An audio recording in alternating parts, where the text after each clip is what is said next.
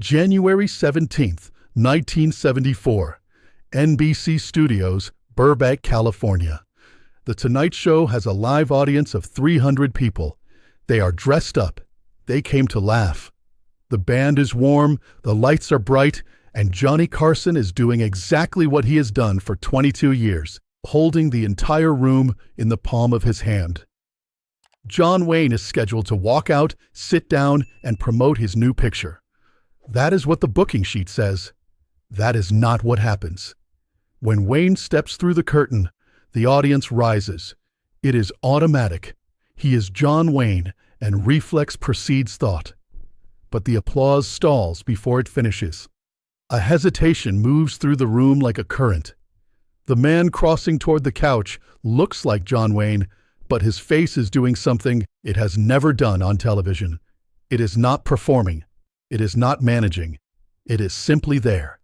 Open, unguarded, already somewhere the audience cannot follow. He is not alone. A woman walks beside him in a white nurse's uniform. She was not on the guest list. Nobody had introduced her. She does not look at the audience. She looks only at Wayne, and in her right hand she is holding something too small to see from the seats. Carson watches them settle. He does not speak. He does not reach for a joke. Johnny Carson built a career on knowing exactly what to say in any moment, and right now, sitting behind that desk with his coffee going cold, he knows this is not a moment for words. The nurse opens her hand. Wayne looks down, and John Wayne, 6'4", the last man in America anyone expected to break publicly, breaks. This is not where the story starts, but it is the moment everything in it was always moving toward. Subscribe right now, because what that nurse placed in Wayne's hand will change how you see this man forever. But to understand what broke him that night, you have to go back 18 months. And you have to understand something about John Wayne that Hollywood never put in a press release. He carried guilt the way other men carry wallets, quietly, every day, without ever setting it down. It started in 1943. While the United States was fighting the deadliest war in human history, John Wayne was at Hollywood making movies about it. Not because he was a coward, not because he didn't want to go. His studio, Republic Pictures, filed for deferment after deferment. He was too valuable, too bankable, too necessary to the war effort as a symbol to risk losing him to an actual battlefield. Every deferment was legal, every one was approved, and every single one, for the rest of his life, sat in Wayne's chest like a stone he couldn't cough out. He watched his peers go. Jimmy Stewart flew combat missions over Germany. Clark Gable volunteered as a gunner. Henry Fonda enlisted the day after Pearl Harbor. Wayne made westerns. He played soldiers. He told America what courage looked like from a soundstage in Burbank, while real men were bleeding into real soil. He never spoke about it publicly. That wasn't his way. But people close to him in the 1960s, directors, producers, the handful of men he actually trusted, all described the same thing. A restlessness in him that never fully settled. A need to be useful in ways the camera couldn't capture. So when Vietnam started producing a generation of broken young men, boys who shipped out barely old enough to shave and came home to government warrants that smelled of antiseptic and institutional silence, Wayne did the only thing available to him. He started going to the hospitals. No publicist, no camera crew, no press release timed to a film opening. He went alone, or with one assistant, and he walked the wards. He sat with the men who had no visitors. He listened to the ones the rest of the country had already decided to forget. He had been doing this since 1969. By the fall of 1972, it had become as regular as anything in his life. More regular, if he was honest, than almost everything else. And in October of that year, at the Naval Medical Center in San Diego, he walked into a ward and met a nurse who would change everything. Her name was Carol, and she had already been carrying something that wasn't hers to carry alone. Carol Devereaux had been working the spinal injury ward at Naval Medical Center San Diego for 14 months when John Wayne first walked through the door in October 1972. She was 29 years old. She had the kind of eyes that had already seen too much and made peace with the fact that they would keep seeing more. She had a system. Nothing official, nothing in any hospital manual, nothing her supervisors knew about or would have approved. Every patient who had no family contact, no letters, no phone calls, no visitors logged in the book by the front desk, received a small folded piece of paper placed in his bedside drawer. She wrote on it herself, by hand, late in her shift when the ward was quiet. The sentence was always the same, but she changed the handwriting slightly each time, pressing the pen harder or softer, tilting the letters so it never looked like a form, so it always felt personal. The sentence read, "Someone knows you are here." She had started doing it in her 3rd week on the ward. A 22-year-old from Tulsa named James Whitfield had been discharged, alive, mobile, recovered, and on his way out, he stopped at the nurse's station and told her, almost as an afterthought, that the worst part of the whole experience wasn't the injury. It wasn't the pain or the surgery or the months of rehabilitation. It was the silence. 3 weeks, he said, and nobody came. He had started to believe that the world had simply continued without him, that he had slipped through some crack and nobody had noticed the slipping. She couldn't fix that. She couldn't call his family or manufacture visitors or reach through the walls of a government ward and force the country to look at what it had sent these boys home to face. But she could write a sentence. She could make sure that when a man opened his bedside drawer in the middle of a sleepless night, he found proof that at least one person in the building knew his name. When Wayne arrived in October, Carol assigned him to a patient on the east side of the ward, 3rd bed from the window. His name was Robert Daly, 24 years old, from Corpus Christi, Texas. He had a T4 spinal injury, paralyzed from the chest down, sustained during a patrol outside Da Nang in March of that year. He had been in the ward for 7 months. He had received 4 letters, all from his mother, and 0 visitors. Wayne pulled the chair to Robert's bedside. He sat down. He introduced himself the way a man introduces himself when he wants the other person to forget who he is. Just a first name, casual, unhurried. And Robert Daly, who had not had a real conversation with anyone outside the hospital staff in 7 months, started to talk. Wayne came back the following week, and the week after that, and every 2 weeks after that without exception, regardless of what was shooting, regardless of what his manager had scheduled, regardless of weather or distance or the grinding physical toll that a 64-year-old man with 1 lung was quietly absorbing every time he made that drive down the coast. Carol watched it happen. She didn't say anything about it. She just made sure Robert's chart was always at the top of the stack when Wayne arrived. But there was something Robert had that she hadn't told Wayne about. Something he kept not in his drawer, but under his pillow. Something that had arrived without a card, without a name, delivered by a hospital volunteer who said only that it was meant for him. Carol knew where it came from. She had figured it out within a week of its arrival, and she had said nothing, because some things are more powerful when they remain anonymous, and she understood that better than most. What she did not know in October 1972 was that in 4 months, Robert Daly would be dead, and that she would be the one left holding everything he left behind. Robert Daly died on February 14, 1973. Pneumonia, a secondary infection that moved through his compromised system faster than anyone anticipated. He had been showing improvement the week before, small things, the kind of things that made the nurses allow themselves a quiet, cautious hope. And then he wasn't. And then he was gone. He was 24 years old. He had been in that ward for 9 months. He had never once, in all that time, complained. That was the thing Wayne could not get past afterward. Not the death itself.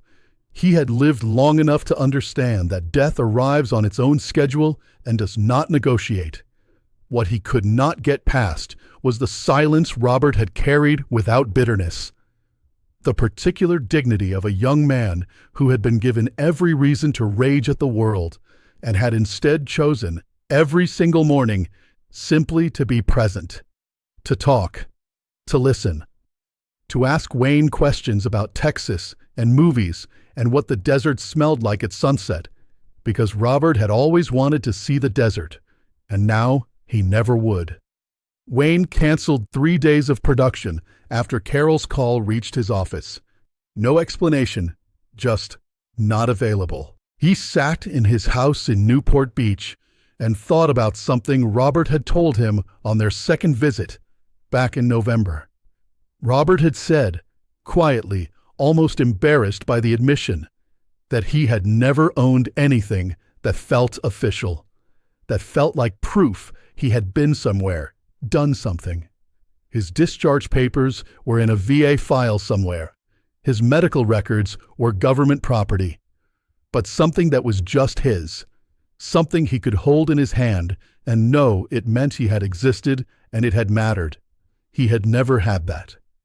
Wayne had made a phone call that same evening. An engraver in Burbank. He described what he wanted, a challenge coin, solid brass, Marine Corps insignia on one side, and on the other side, in Wayne's own handwriting, transferred to the die, one line, "You are not forgotten, Duke." He had it delivered to the hospital through a volunteer, with instructions to place it in Robert's bedside drawer and leave no card, no name. He didn't want Robert to feel obligated to respond. He didn't want gratitude. He just wanted Robert to have something that was his. What he did not know, what Carol told him 10 months later in a green room in Burbank, standing in her nurse's uniform with her hands steady and her voice almost steady, was that Robert had found the coin within an hour of its delivery. That he had shown it to Carol that same afternoon, turning it over in his fingers, reading the engraving again and again. That he had said, "The Duke thinks I'm not forgotten," and then, after a long pause, looking at the coin rather than at her, "I think maybe I'm not." And that from that day forward, Robert Daly had kept the coin not in his drawer, but under his pillow, every night for the remaining 4 months of his life. Carol knew this because she changed his pillow herself, and she always placed it back exactly where she found it, pressed into the fabric, warm from his hand. She had kept it after he died. She didn't know what else to do with it. It didn't belong to the VA. It didn't belong to his file. It had no official existence.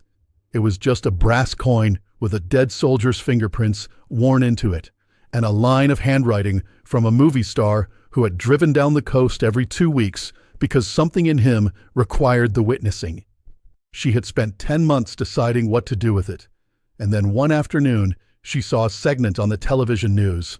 Wayne was going to be on The Tonight Show January 17th, and she knew. She drove 2 hours from San Diego. She talked her way past the stage door in her nursing uniform, telling them she was his nurse, which was not entirely untrue. She found the green room. She knocked. When Wayne opened the door and saw her standing there, he went very still. The kind of still that is not calm, but its opposite. The stillness of a man whose body has understood something before his mind has finished processing it. She reached into her uniform pocket. She set the coin on the makeup counter between them without a word. Wayne looked at it for a long time without touching it. Then he picked it up, turned it over, read the back, his own handwriting pressed into brass, looking back at him from the other side of everything. Carol said he kept it under his pillow every night. He said he thought maybe he wasn't forgotten. And that was the sentence. Not the coin, the sentence. The idea that something so small, a piece of brass, a line of handwriting, a gesture made in secret by a man trying to outrun his own guilt, had reached through 9 months of institutional silence and made a 24-year-old paralyzed kid from Corpus Christi believe, even briefly, that the world still knew his name. John Wayne stood in that green room and did not perform. A producer knocked on the door 30 seconds later and said they were ready for him. Wayne put the coin in his jacket pocket. He straightened up. He looked at Carol and said, "Come with me." She said she wasn't supposed to be there. He said he knew. He held the door open anyway. They walked out together. Carson was mid-monologue when the stage manager appeared at the side curtain. Carson wrapped the joke cleanly, the kind of pivot that only looks effortless after 30 years, and the band cued the desk music. Wayne came through the curtain. The audience rose, and then they saw the nurse beside him, and the rising became uncertain. The applause continued, reflex. But the room was recalibrating in real time, searching for a frame that explained what it was looking at. There was no frame. A woman in a white nurse's uniform was crossing the Tonight Show stage beside John Wayne, and nobody in that building had any context for what that meant. Carson gestured them toward the couch without a word. He did not introduce her. He did not ask. 22 years of live television had taught him one irreducible thing. When something real is happening, talking over it is the only mistake you cannot recover from. Wayne sat. Carol sat beside him. Wayne reached into his jacket pocket and set the coin on the arm of the couch. Not presented, not explained, just there. A small brass fact resting between him and whatever was about to happen. Carson looked at it. Wayne said, "Johnny, I want to tell you about a kid from Corpus Christi, Texas." And then he told it. The ward, the visits, the drive down the coast every 2 weeks, the coin and the engraver in Burbank, and the volunteer who delivered it, with no card and no name. He told it plainly, without decoration, trusting the material the way he trusted everything he believed in. And his voice held for most of it. It did not hold for all of it. When he reached Carol's sentence, he said he thought maybe he wasn't forgotten. Wayne stopped. Completely. 300 people who had come to watch a talk show sat in absolute silence. Carson let it live. 4 full seconds. Then quietly, almost privately, not to the audience, but to Wayne. The world ought to know his name. Wayne nodded once, picked up the coin, looked at it, set it back down. "Robert Daly," he said, "Corpus Christi, Texas, 24 years old." In the production booth, a producer called the network. They were going long. Cut the clip. Cut the last break if necessary. Nobody was stopping this. The episode aired intact. The following week, the network received more letters about those 8 minutes than any other segment that broadcast year. Most asked the same question, 3 words. Who was he? If Robert Daly's name deserves to be remembered, subscribe and share this story right now, because some names should never disappear again. Not displayed, not framed, not placed behind glass in the study of his Newport Beach home alongside the Oscar and the Lifetime Achievement plaques and the photographs with presidents. He kept it in his jacket pocket, the same jacket. This housekeeper noticed it within the first week, a small brass weight in the left interior pocket that was always there when the jacket came back from the cleaners and always there when it went. She started checking for it specifically. She never mentioned it to him. She just made sure it came back every time.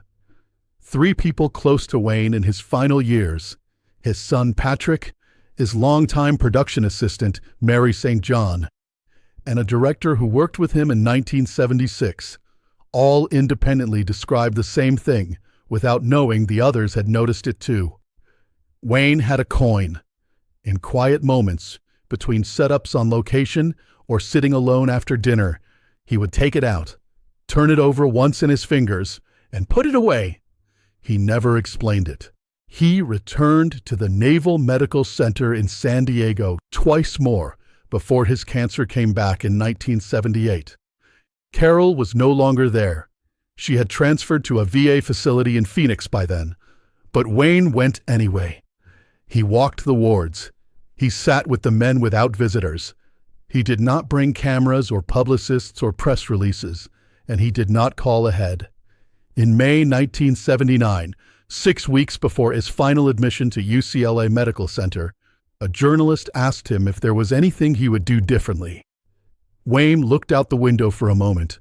Then he said, "I would have visited more." The journalist assumed he meant countries, locations, places the camera had never taken him. Wayne didn't clarify. The coin was in his jacket pocket when they admitted him for the last time, and Patrick Wayne found it there, but he did not yet know what it meant. Carol Devereaux gave one interview. 1991, a small veterans journal out of San Diego, limited circulation, no national reach. She did not seek a larger platform. She was not interested in one. She told the story exactly as it happened. The ward, Robert, the coin, the green room, the 8 minutes on The Tonight Show. She described Wayne not as a legend or a symbol, but as a man who drove down the coast every 2 weeks because something in him required it. Because the guilt of a generation that never went demanded, at some point, to be paid in something real. She said he never talked about why he came, he just came. That is the whole of it. Patrick Wayne read the article sometime in the mid-90s.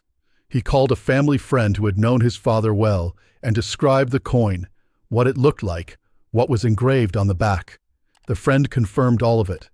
The full circle closed quietly, without ceremony, exactly the way his father had always preferred things to close. The coin was donated to a private collection in 1997. It is not on public display, but somewhere in Corpus Christi, Texas, there are people who carry the name Robert Daly, a mother, a sister, cousins raised on a story they never forgot, and they know, they have always known. He was not forgotten. Duke made sure of that. If this story moved you, subscribe, share it, and leave a comment with his name. Robert Daly. Say it once.